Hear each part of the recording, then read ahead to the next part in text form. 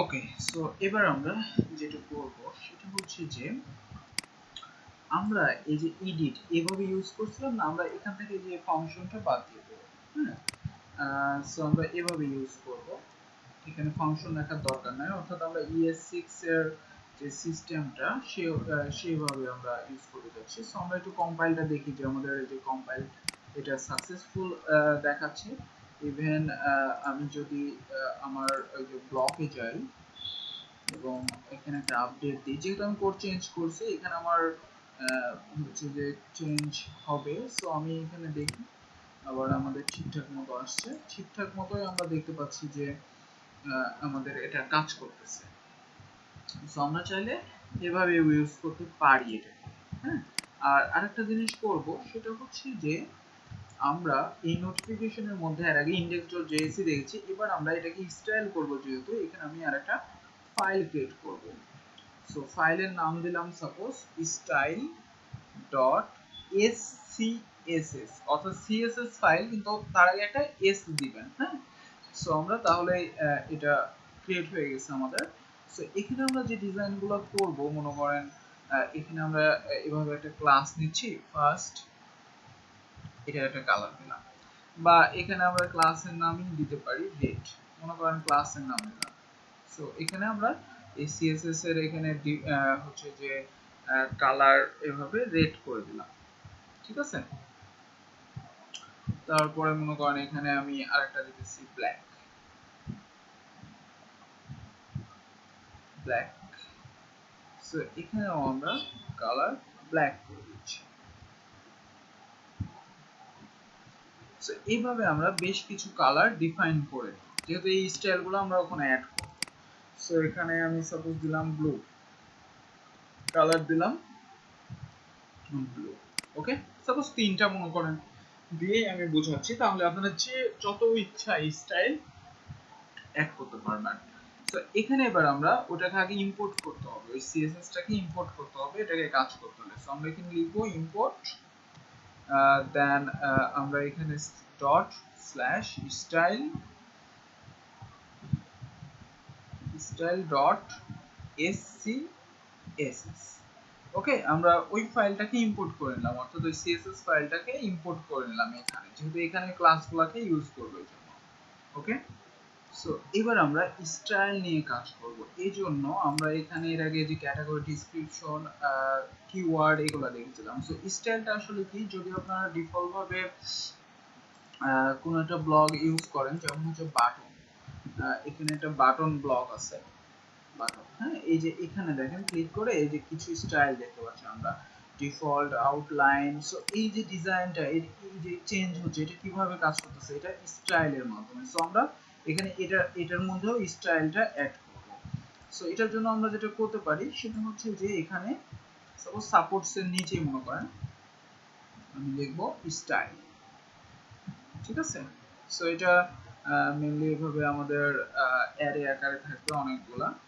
So এখানে না দিয়ে আমি একটু উপরে সাপোজ একটা কনস্ট্যান্ট ডিফাইন করে আমরা এখানে সাপোজ স্টাইলগুলো লিখে ফেলতে পারি, ইকুয়াল টু মনে করেন আলাদাভাবে। হ্যাঁ, যেন এর ভিতরে মানে প্রবলেম না হয়, আমি একটু আলাদাভাবে করতেছি আর কি।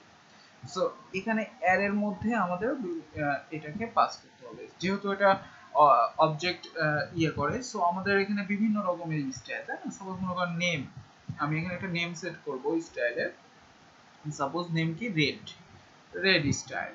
তারপরে আমরা এখানে লেভেল ইউজ করতে পারি, যেটা আমাদের শো করবে আর কি, লেভেল।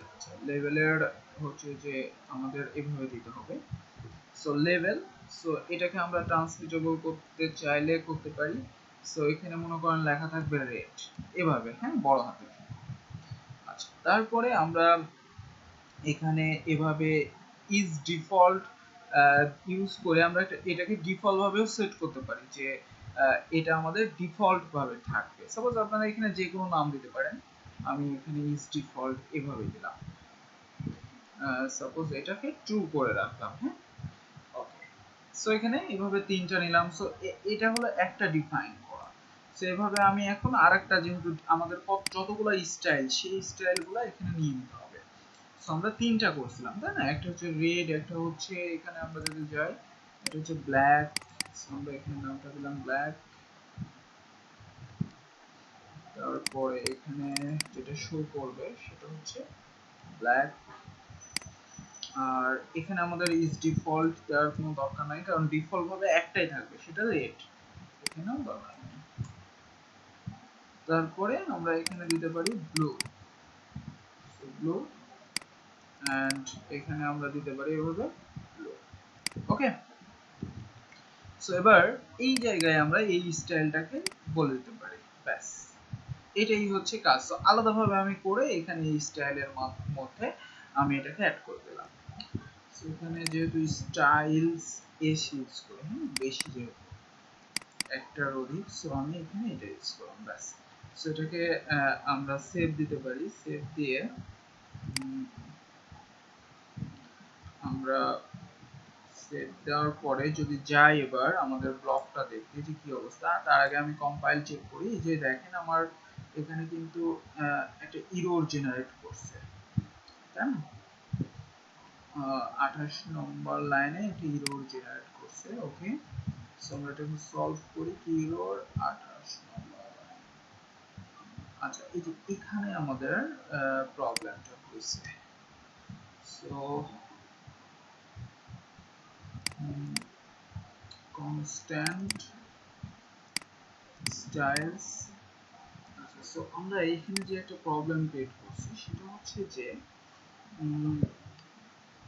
আমাদের এই যে আমরা আলাদাভাবে কনস্ট্যান্ট ইউজ করছি, এটাকে আমরা এর মধ্যে না দিয়ে আমরা এটার বাইরে দিতে পারি।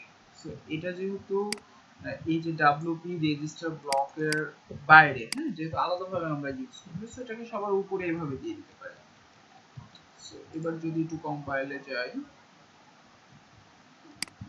তারপর আমাদের এরর জেনারেট করছে।